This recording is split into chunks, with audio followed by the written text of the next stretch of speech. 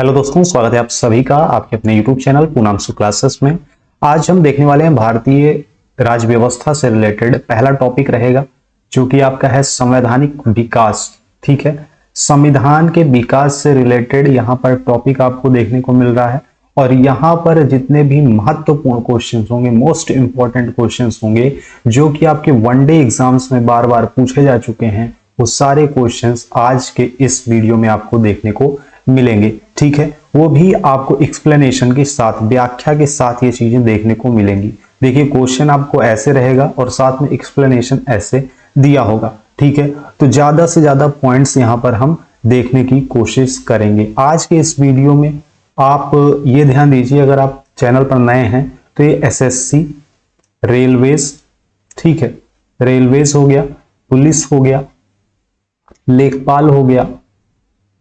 ठीक, अगर आप सीटेट की तैयारी कर रहे हैं, अगर आपका सब्जेक्ट, ठीक है, सब्जेक्ट आता है इसमें, तो सीटेट के लिए भी ये इंपॉर्टेंट रहेंगे।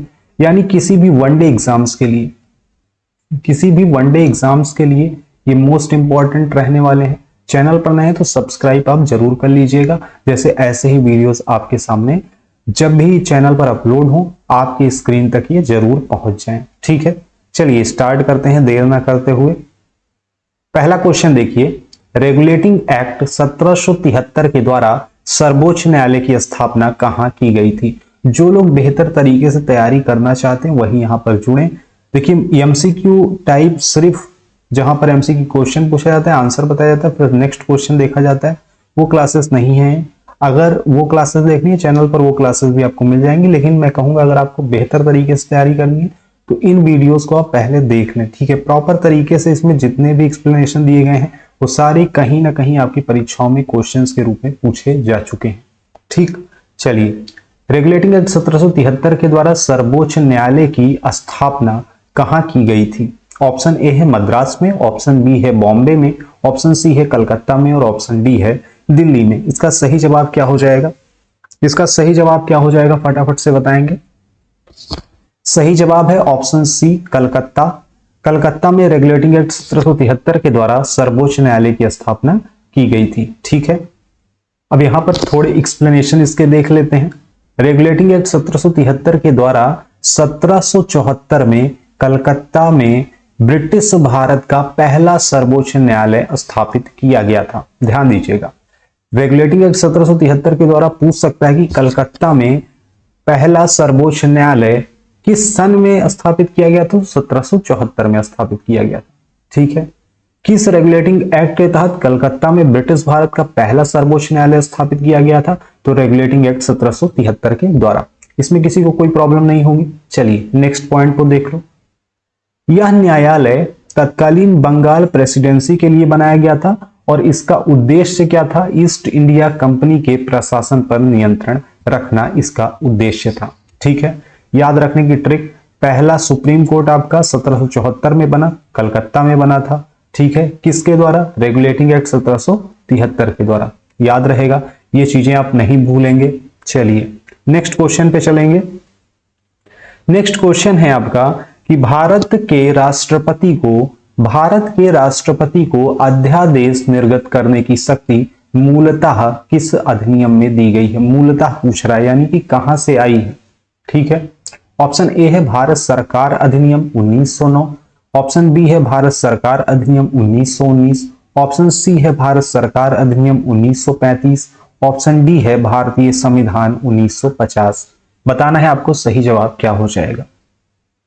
इसका सही जवाब जो है आपका वो है ऑप्शन सी, भारत सरकार अधिनियम 1935 के द्वारा क्या किया गया? भारत के राष्ट्रपति को अध्यादेश निर्गत करने की शक्ति मूलतः यहां से प्राप्त है। कहां से? भारत सरकार अधिनियम 1935 से। ठीक है, यहां पर देख लीजिए, राष्ट्रपति की अध्यादेश जारी करने की शक्ति का मूल स्रोत भारत सरकार अधिनियम 1935 है। क्वेश्चन था आपका, इस अधिनियम के अंतर्गत क्या किया गया था कि गवर्नर जनरल को अध्यादेश जारी करने का अधिकार दिया गया था। जब 1935 में ये बना था तो गवर्नर जनरल को अध्यादेश जारी करने की शक्ति इसके द्वारा प्रदान की गई थी। और बाद में क्या हुआ? बाद में इस प्रावधान को अपनाकर भारतीय संविधान के किस अनुच्छेद में रखा गया? अनुच्छेद 123 में।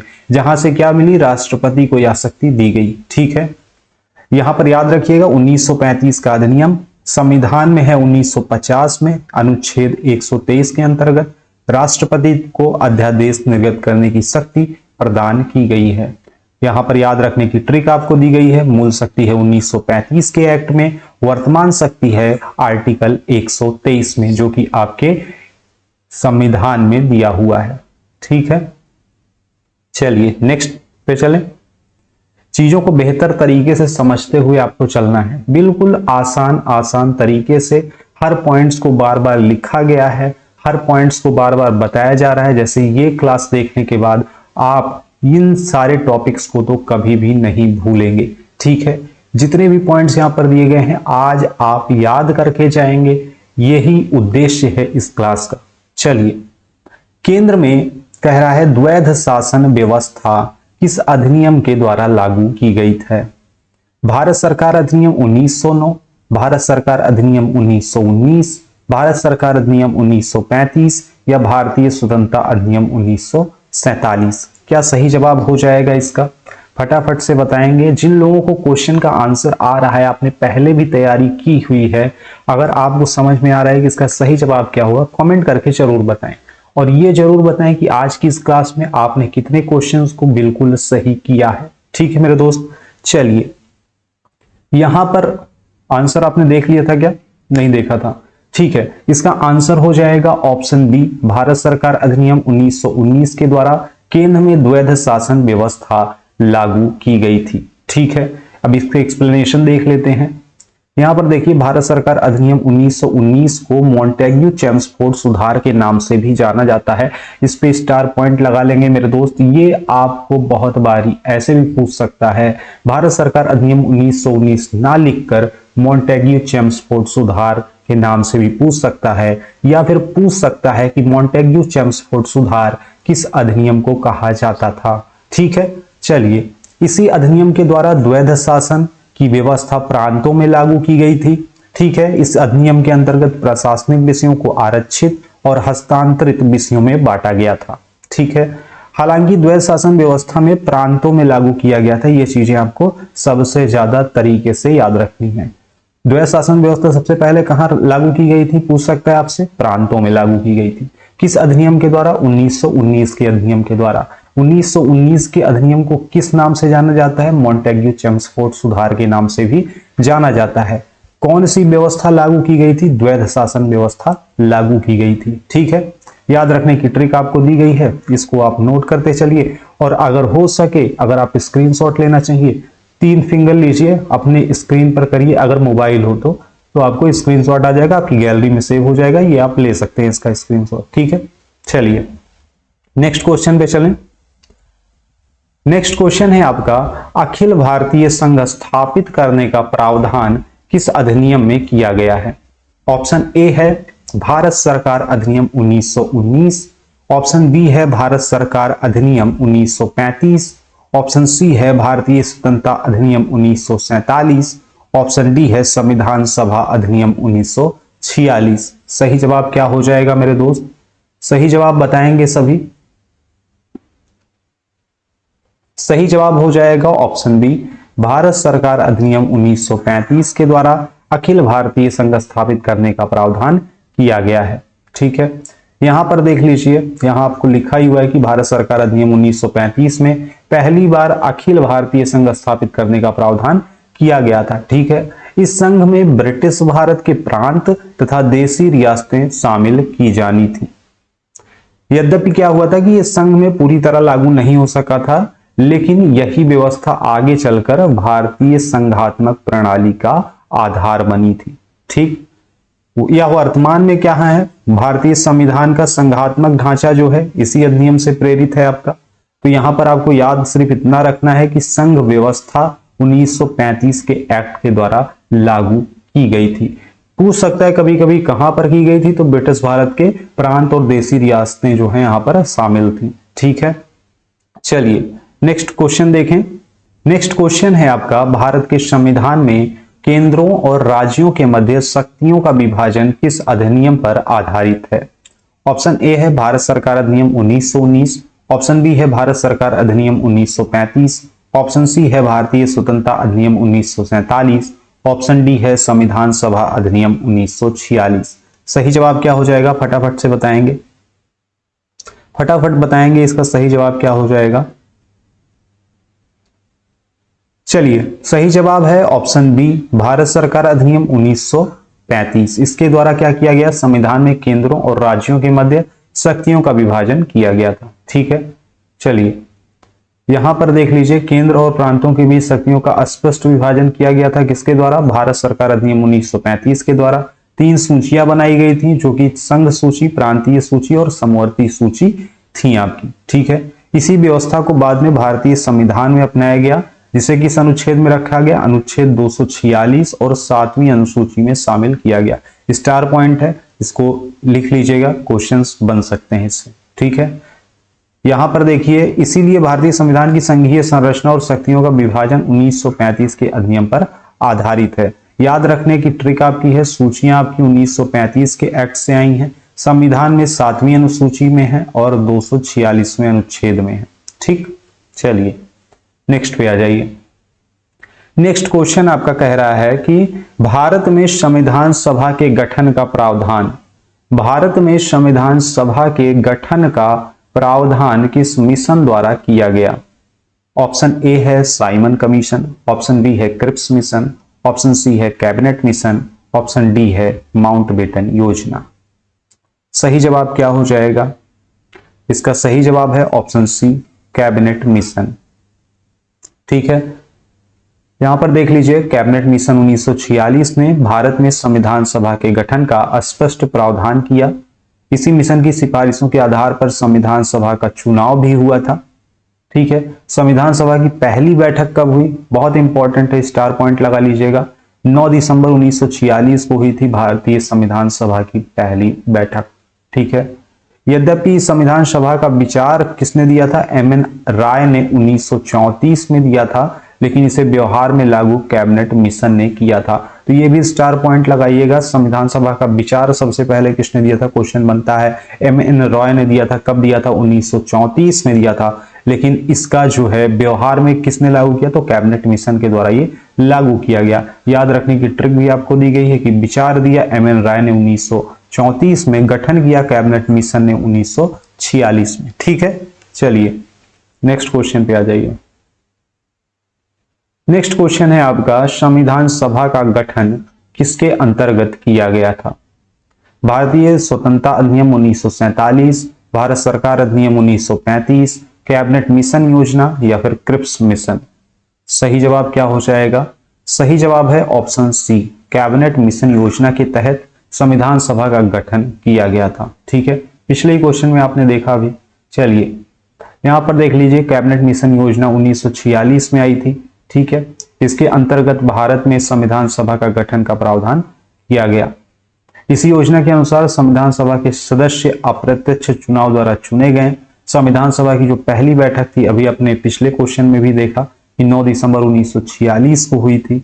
बाद में इसी संविधान ने भारत का संविधान तैयार किया। ठीक है, बाद में इसी संविधान सभा ने क्या किया था, भारत का संविधान तैयार किया था, जो 26 जनवरी 1950 को लागू हुआ। ठीक है, क्वेश्चन बनता है कि भारत का संविधान कब लागू हुआ था, तो 26 जनवरी 1950 को भारत का संविधान लागू हुआ था।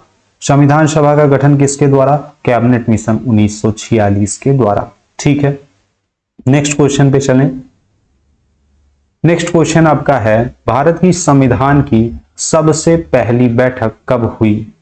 ठीक है, 15 अगस्त 1947, 26 जनवरी 1950, 9 दिसंबर 1946 या फिर 11 दिसंबर 1946। सही जवाब क्या हो जाएगा इसका, सही जवाब क्या हो जाएगा इसका, फटाफट से बताएंगे जिनको जिनको आ रहा है, क्योंकि अभी मैंने 2 लगातार क्वेश्चंस में एक्सप्लेनेशन में आपको ये चीजें बताई कि भारत की संविधान की पहली बैठक कब हुई थी। ठीक है, सही जवाब है ऑप्शन सी 9 दिसंबर 1946 को भारत की संविधान की पहली बैठक हुई थी। ठीक है, ठीक है, चलिए संविधान सभा की पहली बैठक हुई 9 दिसंबर 1946 को। यह बैठक नई दिल्ली के संविधान भवन में हुई थी। ठीक है। इस बैठक में डॉक्टर सच्चिदानंद सिन्हा को अस्थायी अध्यक्ष बनाया गया था। मोस्ट इंपॉर्टेंट पॉइंट है, स्टार लगा लीजिएगा, ठीक है। डॉक्टर सच्चिदानंद सिन्हा को अस्थायी अध्यक्ष बनाया गया था। पूछ सकता है क्वेश्चन कि संविधान सभा के पहले अस्थायी अध्यक्ष कौन थे, या संविधान सभा के अस्थायी अध्यक्ष कौन थे, या 9 दिसंबर 1946 को संविधान सभा के अस्थायी अध्यक्ष के रूप में किन्हें चुना गया था, डॉक्टर सच्चिदानंद सिन्हा को, ठीक है। इसके बाद 11 दिसंबर 1946 को डॉक्टर राजेंद्र प्रसाद को संविधान सभा का अस्थायी अध्यक्ष चुना गया था। तो ये भी स्टार पॉइंट है, दोनों क्वेश्चंस एक दूसरे के साथ ही हैं। 11 दिसंबर 1946 को डॉक्टर राजेंद्र प्रसाद को संविधान सभा का अस्थायी अध्यक्ष चुना गया और 9 दिसंबर 1946 को सच्चिदानंद सिन्हा जी को अस्थायी अध्यक्ष के रूप में चुना गया था। यानी 2 दिन बाद राजेंद्र प्रसाद को अस्थायी अध्यक्ष के रूप में चुन लिया गया, ठीक। पहली बैठक कब हुई थी? 9 दिसंबर 1946 को, याद रखिएगा। नेक्स्ट क्वेश्चन पे चलते हैं। नेक्स्ट क्वेश्चन है, भारतीय संविधान के निर्माण में कितना समय लगा? ऑप्शन ए है 2 वर्ष 6 माह, ऑप्शन बी है 3 वर्ष 2 माह, ऑप्शन सी है 2 वर्ष 11 माह और 18 दिन, ऑप्शन डी है 1 वर्ष 11 माह और 26 दिन। देखिए, जो लोग पढ़ने वाले हैं उनको इस क्वेश्चन का जवाब तो आता ही होगा, यानी जिसने कभी भी पॉलिटी पढ़ी है तो इस क्वेश्चन का जवाब उसको बिल्कुल आता ही होगा, ठीक है। क्या हो जाएगा इसका सही जवाब? सही जवाब है ऑप्शन सी, 2 वर्ष 11 माह 18 दिन भारतीय संविधान के निर्माण में लगे थे, ठीक है। यहां पर देखिए, भारतीय संविधान के निर्माण की जो प्रक्रिया थी 9 दिसंबर 1946 यानी संविधान सभा की पहली बैठक से शुरू हुई थी। संविधान को 26 नवंबर 1949 को अंतिम रूप से अपनाया गया था। स्टार पॉइंट है, याद रखिएगा, क्वेश्चन बार बार बनते हैं इससे, ठीक है। इसी पूरी प्रक्रिया में कुल 2 वर्ष 11 माह और 18 दिन का समय लगा था, ठीक है। स्टार पॉइंट लगाइएगा। स्टार पॉइंट यहां पे भी लगाइएगा कि संविधान 26 जनवरी 1950 को पूरे देश में लागू हुआ था, ठीक है। भारतीय संविधान पूरे देश में कब लागू हुआ? 26 जनवरी 1950 को। इसको पूर्ण करने में कितने दिन लगे? 2 वर्ष 11 माह 18 दिन। संविधान को अंतिम रूप से कब अपनाया गया? 26 नवंबर 1949 को। संविधान सभा की पहली बैठक कब हुई थी? 9 दिसंबर 1946 को। याद रहेंगे, ठीक है। चलिए, 9 दिसंबर 1946, 26 नवंबर 1949, 2 वर्ष 11 माह 18 दिन, ये याद रखने की ट्रिक है। 9 दिसंबर 1946 से स्टार्ट हुआ, 26 नवंबर 1949 तक चला और कितना टाइम लगा? 2 वर्ष 11 माह 18 दिन। किसके लिए? संविधान सभा के, भारतीय संविधान के निर्माण में, ठीक है। याद रहेगा ना। अगले क्वेश्चन पे बढ़ें। चलिए, नेक्स्ट क्वेश्चन है, संविधान सभा की प्रारूप समिति जो थी उसके अध्यक्ष कौन थे? ऑप्शन ए है जवाहरलाल नेहरू, ऑप्शन बी है doctor Rajendra Prasad, option C है doctor BR Ambedkar, option D है सरदार वल्लभ भाई पटेल। सही जवाब क्या हो जाएगा मेरे दोस्त? सही जवाब है option C, doctor BR Ambedkar, doctor Bhimrao Ambedkar, ठीक। एक्सप्लेनेशन पे आ जाइए। संविधान सभा की प्रारूप समिति, जिसे हम ड्राफ्टिंग कमिटी कहते हैं, इसका गठन कब हुआ था? 29 अगस्त 1947 को। स्टार पॉइंट लगा लीजिएगा, ठीक है। संविधान सभा की प्रारूप समिति का गठन कब हुआ? 29 अगस्त 1947 को हुआ था, याद रहेगा। चलिए, इस समिति के अध्यक्ष कौन थे? तो डॉक्टर BR अंबेडकर थे। प्रारूप समिति का कार्य क्या था? तो संविधान का मसौदा यानी ड्राफ्ट तैयार करना था, ठीक है। इसी कारण डॉक्टर अंबेडकर को भारतीय संविधान का क्या कहा जाता है? शिल्पकार कहा जाता है, ठीक। ड्राफ्टिंग कमिटी, अंबेडकर इसके क्या थे? अध्यक्ष थे, ठीक। चलिए, नेक्स्ट क्वेश्चन पर चलें। नेक्स्ट क्वेश्चन है, संविधान सभा के अस्थायी अध्यक्ष के रूप में किन्हें चुना गया? अभी पिछले क्वेश्चंस में आपने देखा था कि किन्हें अस्थायी और अस्थायी अध्यक्ष के रूप में चुना गया था, कब चुना गया था, ठीक है। तो इसका सही जवाब आप दे सकते हैं। सब लोग कमेंट करेंगे इस क्वेश्चन का सही जवाब क्या है, ठीक है। चलिए, यहां पर देखिए, इस क्वेश्चन का सही जवाब ऑप्शन बी हो जाएगा, डॉक्टर राजेंद्र प्रसाद, ठीक है। डॉक्टर सच्चिदानंद सिन्हा जो थे अस्थायी अध्यक्ष थे। सबको ध्यान होगा, पिछले क्वेश्चंस में आपने देखा। और डॉक्टर राजेंद्र प्रसाद क्या थे, ये अस्थाई अध्यक्ष थे। ठीक, ध्यान होगा सबको, इसमें किसी को कोई दिक्कत नहीं होगी। चलिए एक्सप्लेनेशन देख लीजिए। संविधान सभा की पहली बैठक हुई थी 9 दिसंबर 1946 को। डॉक्टर सच्चिदानंद सिन्हा को अस्थायी अध्यक्ष बनाया गया था, अभी अपने पिछले क्वेश्चंस में भी देखा था। इसके बाद 11 दिसंबर 1946 को डॉक्टर राजेंद्र प्रसाद को संविधान सभा का क्या बनाया गया, अस्थायी अध्यक्ष बनाया गया। ठीक है, डॉक्टर राजेंद्र प्रसाद बाद में क्या बने, भारत के प्रथम राष्ट्रपति बने। तो पूछ सकता है क्वेश्चन कभी कभी, और सबको पता भी होगा लगभग कि भारत के पहले राष्ट्रपति कौन थे, डॉक्टर राजेंद्र प्रसाद थे।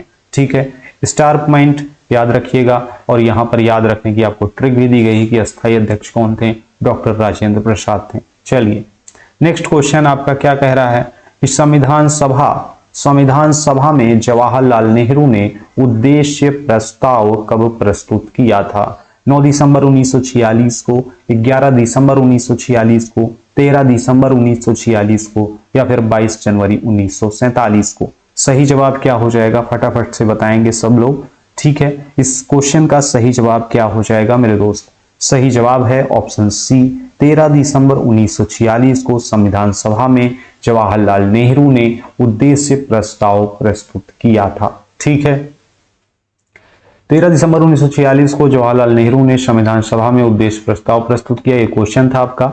ठीक है, यही प्रस्ताव आगे चलकर भारतीय संविधान की प्रस्तावना का आधार बना था।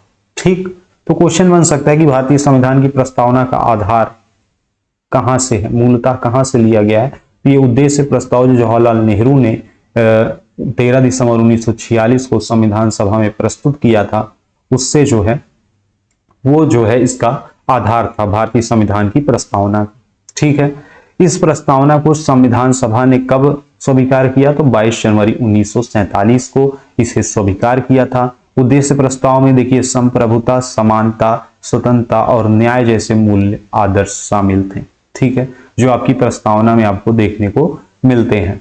ध्यान रखिए, उद्देश्य प्रस्ताव 13 दिसंबर 1946 को नेहरू ने जो है संविधान सभा में प्रस्तुत किया था। चलिए नेक्स्ट क्वेश्चन पर चलें।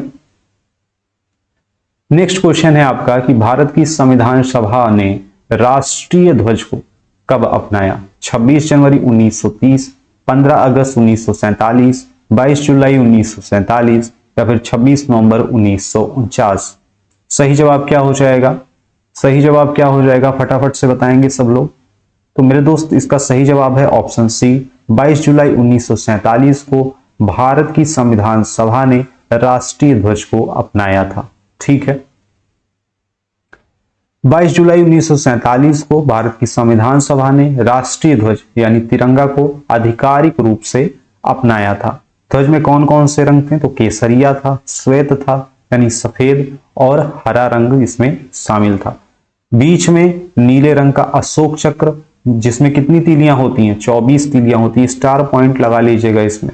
ठीक है, कभी कभी पूछता है कि अशोक चक्र में कितनी तीलियां, तो 24 तीलियां। किस रंग का होता है? नीले रंग का होता है। ठीक है, भारतीय संविधान सभा ने कब अपनाया था? 22 जुलाई 1947 को अपनाया था। यह ध्वज 15 अगस्त 1947 को स्वतंत्र भारत के राष्ट्रीय ध्वज के रूप में फहराया गया था। तो ध्यान रखिएगा, ध्वज अपनाया गया 22 जुलाई 1947 को। मोस्ट इंपॉर्टेंट क्वेश्चन रहेगा, और सभी को जो भी भारत के नागरिक हैं उनको इतना तो पता ही होना चाहिए कि हमारे ध्वज में कौन कौन से रंग हैं, किस रंग का अशोक चक्र है। ठीक है, अशोक चक्र में कितनी तीलियां हैं, ये सारी चीजें पता होनी चाहिए। ठीक है, चलिए नेक्स्ट क्वेश्चन पर चलें। नेक्स्ट क्वेश्चन है आपका कि जनगण मन को भारत के राष्ट्रगान के रूप में कब अपनाया गया था? 15 अगस्त 1947 को, 24 जनवरी 1950 को, 26 जनवरी 1950 को, या फिर 27 दिसंबर 1911 को। सही जवाब क्या हो जाएगा मेरे दोस्त? सही जवाब क्या हो जाएगा, फटाफट से बताइएगा। जनगण मन को भारत के राष्ट्रगान के रूप में कब अपनाया गया? यहाँ पर 2 पॉइंट आपको तो याद हो जाने चाहिए कि जनगण मन को भाई राष्ट्रगान कहते हैं। ठीक है, बहुत सारे लोग कंफ्यूज होते हैं कि वंदे मातरम, जनगण मन, राष्ट्रगान, राष्ट्रगीत कौन सा है? किसने लिखा? बंकिम चंद्र चट्टोपाध्याय ने लिखा, रविन्द्रनाथ टैगोर ने लिखा, राष्ट्रगान लिखा या राष्ट्रगीत लिखा? बहुत लोग कंफ्यूज हैं। जो लोग कंफ्यूज, आज अपने कंफ्यूजन दूर करके जाना यहाँ से, ठीक है। ऑप्शन बी यहाँ पर करेक्ट आंसर होगा। 24 जनवरी 1950 को जनगण मन को भारत के राष्ट्रगान के रूप में अपनाया गया था। ध्यान रहेगा ये चीज, जनगण मन कौन सा है? राष्ट्रगान है। जनगण मन क्या है? राष्ट्रगान है। कहाँ का है? भारत का राष्ट्रगान है जनगण मन। 24 जनवरी 1950 को अपनाया गया था, ठीक है। चलो, 24 जनवरी 1950 को संविधान सभा ने जनगण मन को भारत के राष्ट्रगान को आधिकारिक रूप से अपनाया था। इसे किसने लिखा था? तो रविन्द्रनाथ टैगोर ने जनगण मन लिखा था। जनगण मन क्या है? राष्ट्रगान है, ठीक, इतना याद रहेगा। राष्ट्रगान को अपनाने का निर्णय किसने लिया? तो 26 संविधान लागू होने यानी 26 जनवरी 1950 से ठीक 2 दिन पहले लिया गया था, ठीक है। राष्ट्रगान को अपनाने का निर्णय कब लिया गया? संविधान लागू होने के 2 दिन पहले, ठीक 2 दिन पहले लिया गया था। 26 जनवरी 1950 से ठीक 2 दिन पहले यानी 24 जनवरी 1950 को। भारत का संविधान कब लागू हुआ? 26 जनवरी 1950 को। अगर ये याद रहेगा तो 2 दिन पहले याद रहेगा कि जनगण मन को और वंदे मातरम यानी राष्ट्रीय गीत को भी उसी दिन मान्यता मिली थी, ठीक है। वंदे मातरम को राष्ट्रीय गीत के रूप में मान्यता दी गई, ठीक। वंदे मातरम क्या है? भारत का राष्ट्रीय गीत है। कभी पूछते हैं राष्ट्रीय गीत कौन सा है, लोग कंफ्यूज हो जाते हैं कि राष्ट्रगान और राष्ट्रीय गीत में कंफ्यूज है। बताओ, भारत में रह के अगर आप राष्ट्रगान और राष्ट्रगीत नहीं जानते हैं तो लज्जा का विषय है, ठीक है। चलिए, राष्ट्रगान अपनाया गया कब? 24 जनवरी 1950 को। चलो नेक्स्ट क्वेश्चन देखें, स्क्रीनशॉट ले लेना इसका, ठीक है, बहुत इंपॉर्टेंट है। और लोग, सही बात है कि भूल जाते हैं, ठीक है, भूल जाते हैं, याद नहीं रहता ये चीजें और कंफ्यूज बहुत ज्यादा होते हैं इसमें, राष्ट्रगीत राष्ट्रगान में और किसने लिखा है इसमें बहुत कंफ्यूजन होती है लोगों को, ठीक। चलो नेक्स्ट क्वेश्चन आपका है, भारतीय संविधान सभा के संवैधानिक सलाहकार कौन थे? ये आपका आज का लास्ट क्वेश्चन है। बताइएगा, भारतीय संविधान सभा के संवैधानिक सलाहकार कौन थे? Doctor B R. अम्बेडकर थे, के.एम. मुंशी थे, सर बी.एन. राव थे या फिर एन. गोपाल स्वामी अयंगर थे? इसका सही जवाब क्या हो जाएगा? संवैधानिक सलाहकार की बात कर रहा है, ध्यान दीजिएगा, संवैधानिक सलाहकार की बात कर रहा है। क्या हो जाएगा इसका सही जवाब? सॉरी, थोड़ा सर्दी हो रखी है, तो इसका सही जवाब हो जाएगा option C, sir B N. Rau, ठीक है। भारतीय संविधान सभा के संवैधानिक सलाहकार सर बी.एन. राव थे, ये याद रहेगा आपको। यहां पर देख लीजिए, सर बी.एन. राव भारतीय संविधान सभा के संवैधानिक सलाहकार थे, कॉन्स्टिट्यूशनल एडवाइजर थे, ठीक। उन्होंने संविधान के लिए आधारभूत ढांचा तैयार करने में क्या की थी? महत्वपूर्ण भूमिका निभाई थी, ठीक है। और इसको आप पढ़ लीजिएगा, इसमें कुछ और इंपॉर्टेंट नहीं है। जो है विभिन्न देशों के संविधान को उन्होंने अध्ययन किया और उसके बाद संविधान सभा को सुझाव दिए थे। प्रारूप समिति ने मसौदा तैयार करते समय बी.एन. राव की सिफारिशों का व्यापक उपयोग किया था। तो इसमें जो क्वेश्चन बनता है आपका, यही बनता है कि संवैधानिक सलाहकार, संविधान सभा के संवैधानिक सलाहकार कौन थे? संवैधानिक सलाहकार थे doctor BN. Rao, sir B N. Rau, ठीक है, याद रखेंगे। चलिए मेरे दोस्त, अगर चैनल पर नए हैं सब्सक्राइब कर लीजिएगा, बेल आइकन को प्रेस कर लीजिएगा और चैनल पर आप कमेंट करके जरूर बताइएगा कि ये क्लास आपको कैसा लगा। आज आपने 15 क्वेश्चंस में से कितने क्वेश्चंस सही किए? 2, 5, 10 या फिर 15 में 15, ठीक है, कमेंट करके जरूर बताइएगा। और नेक्स्ट वीडियो में मिलते हैं, तब तक के लिए जय हिंद।